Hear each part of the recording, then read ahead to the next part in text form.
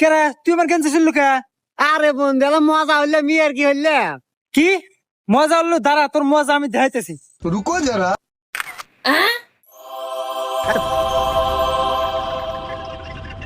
Hello AI, আমার বন্ধুর সাথে একটা মেয়েকে অ্যাড করে দাও। এক এক কাজে দেন আপনার সব কি হয়, সারা দিন খালি গেদিকের পিছনে ঘুরবো আর খালি হাতে খাইবো।